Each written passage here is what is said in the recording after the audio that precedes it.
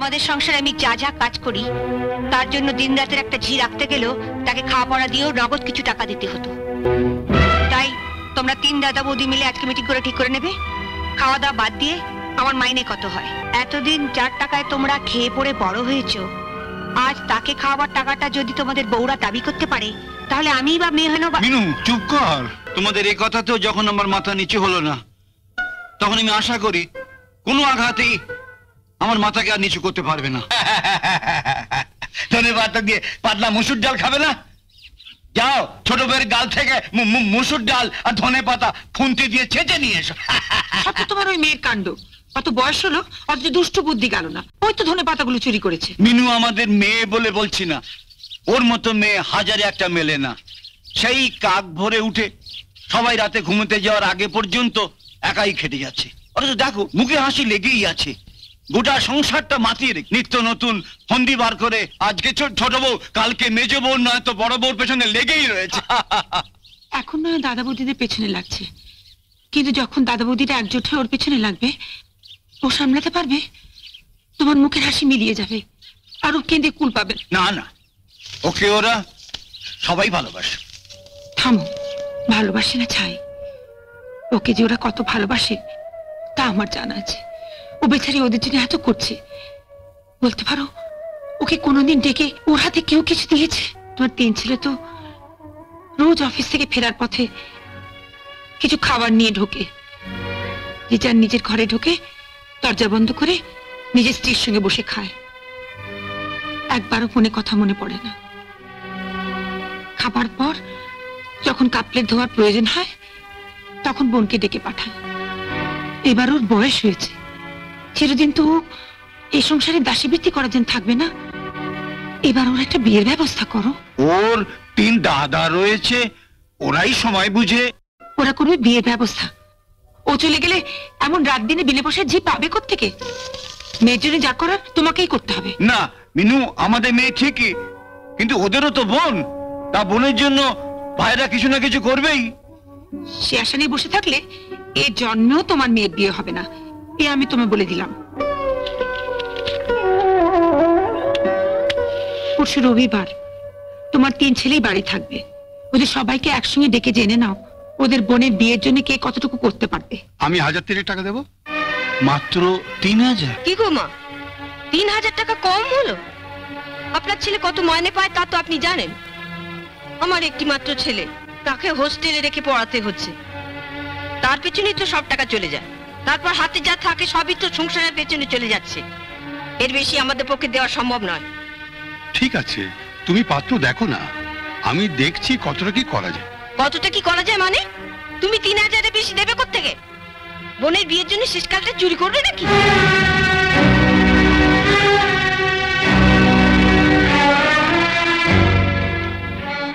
অরুণ, তুই কত দিতে পারবি? আমি বিয়েতে খাট বিছানাটা দিয়ে দেবো। সে তো খুব ভালো কথা। আচ্ছা তুই এক কাজ কর, তোকে খাট বিছানা দিতে হবে না, তুই নগদ 5000 টাকা আমার হাতে। না বাবা, নগদ আমরা দিতে পারবো না। আমার দাদার ফার্নিচারের দোকান থেকে ইনস্টলমেন্টে খাটটা নিয়ে আসবো, তারপর ধীরে ধীরে শোধ করে দেবো।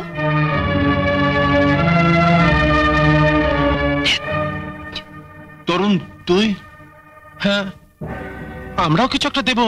ইসে মানে এসে কি করছো? আলমারি, আমরা আলমারি আর ড্রেসিং টেবিল দেবো। তোরাও নগদ কিছু ঠিক আছে, নগদ চান? আলমারি আর ড্রেসিং টেবিলের বদলে আমরাও না হয় বদ্দার মতো নগদ 3000 টাকা দিয়ে দেবো। তোমাদের বোনের বিয়ে, তোমরা সবাই যদি এবার গামাচিয়ে চলো।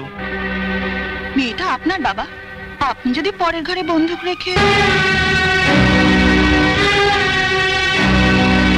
আপনার তো ভাবা উচিত ছিল, আপনার একটা মেয়ে আছে, সেই মতো চললেই। তুমি ঠিকই বলেছ।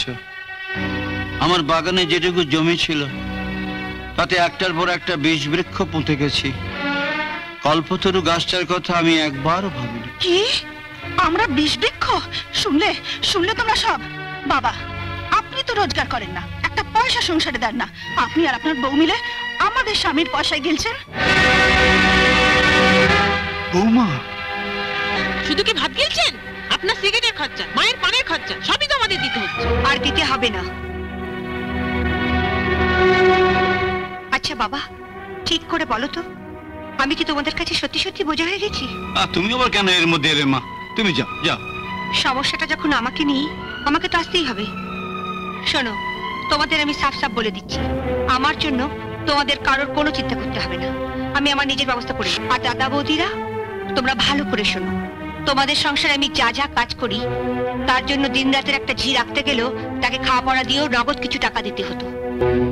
তাই তোমরা 3 দাদা বৌদি মিলে আজকে মিটিং করে ঠিক করে নেবে খাওয়া দাওয়া বাদ দিয়ে আমার মাইনে কত হয়। আর তোমরা যেটা ঠিক করবে সেটাই মাস গেলে বাবার হাতে তুলে দেবে।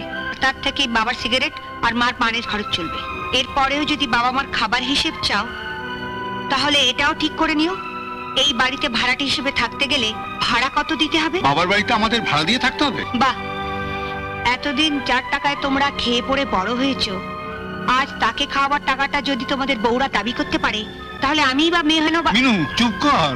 বাবা, আমি তোমাকে হাত জোড় করে বলছি বাবা, নিজের মেয়ের বিয়ে দিতে না পারো দিও না, কিন্তু যাদের বাবারা তাদের মেয়েদের একদিন এ বাড়ির বউ করবার জন্য তোমার হাতে পায়ে ধরেছিল আর তুমি একটা টাকা পয়সা নিয়ে তাদের এই বাড়ির বউ করে এনেছিলে, আর আজকে তোমার নিজের মেয়েকে বউ সাজাতে গিয়ে তুমি সেই বউদের কাছে হাত পাতবে? আমি হতে দেবো না। এই তিনটেই হচ্ছে লেবাকাতি। শুনলেন বাবা, শুনলেন? আপনার মেয়ের কথা শুনলেন? বাবাকে শোনাবার জন্য তো বলিনি, কথাটা তাদের শোনাবার জন্য বলেছি যারা আজকে মায়ের আঁচল থেকে বউদের আঁচলে গিয়ে মুখ লুকিয়েছে, যাদের কাছে মা বাবার থেকে বউরা সব বড় হয়ে গেছে। চুপ কর। না বাবা, তুমি আমার বিয়ের জন্য এদের কাছে হাত পাতবে না। চলে এসো তো, চলে এসো। যাচ্ছি মা, যাচ্ছি। তুই যা, তুই যা। এদের কাছে কিচ্ছু চাইবে না, আমি যাচ্ছি।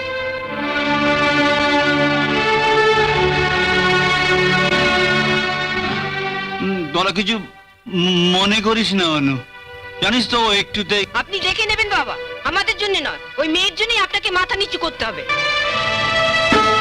তোমাদের এই কথাতেও যখন আমার মাথা নিচু হলো না, তখন আমি আশা করি কোনো আঘাতেই আমার মাথাকে আর নিচু করতে পারবে না। চলে এসো। মেয়ের বিয়ের জন্য টাকা জোগাড় করে কি হবে? আগে মেয়ের জন্য পাত্র পাওয়া যায় কি খুঁজে দেখুন। কি খুঁজছো?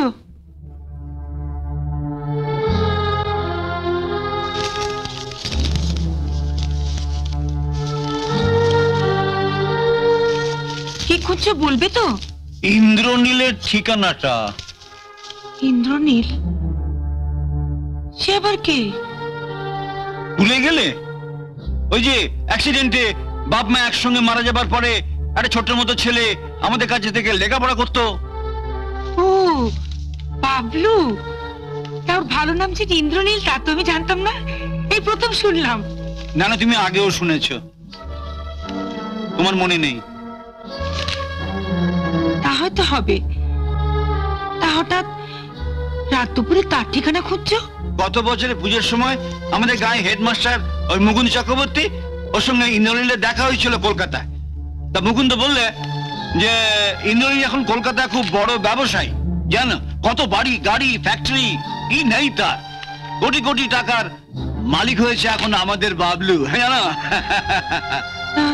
তুমি কি ঠিক করলে মেয়ের বিয়ের জন্য ওর কাছে হাত পাতবে? না, হাত পাততে যাবো কেন? মুকুন্দ আমাদের জানে শুনে ইন্দ্রনীল মুকুন্দের হাত দিয়ে আমাকে একটা চিঠি পাঠিয়েছিল। তোমায় তো আমি সেই চিঠি দেখিয়েছি। সেই চিঠিতে লেখা ছিল যে ও যে আজ এত বড় হয়েছে সে শুধু আমার জন্য। ও আমাকে এখনো ভুলতে পারেনি, আর সময়ের অভাবের জন্য আসতে পারছে না বলে বারবার ক্ষমা চেয়েছে। ইচ্ছে থাকলে পরে এই এতগুলো বছরের মধ্যে একবারও আসতে পারতো না? চিঠি লিখতে হবে বলে লিখেছে, তুমি গেলে হয়তো চিনতেই পারবে না। না না, আমি ওকে পড়িয়েছি, আমি জানি ও কত বড় মনের ছেলে, আমাকে দেখলেও কম খুশি হবে। তুমি ওর ঠিকানা খুঁজছো, ওর কাছে যাবে নাকি? যাই না, একবার দেখা করে আসি। ওর সঙ্গে তো হাজার হাজার মানুষের জানাশোনা আছে। মুকুন্দ বলছিল যেন ওর ফ্যাক্টরিতে নাকি 2000 লোক কাজ করে। দাবি দেওয়া লাগবে না, এরকম যদি একটা ছেলে মিনুর জন্য জোগাড় করে দেয়। তোমার নদীর সাথে আবার মুরত নেই? তুমি ম্যাপ নিয়ে বসেছো কোথায় কোন সমুদ্র আছে তার খোঁজ নিতে।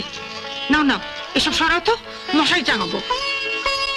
এই তো পেয়েছি, চক্রবর্তী ইলেকট্রনিক্স, তারাতলা। এরকম আরো অনেক সিনেমা দেখতে হলে ডাউনলোড করুন ক্লিক অ্যাপ।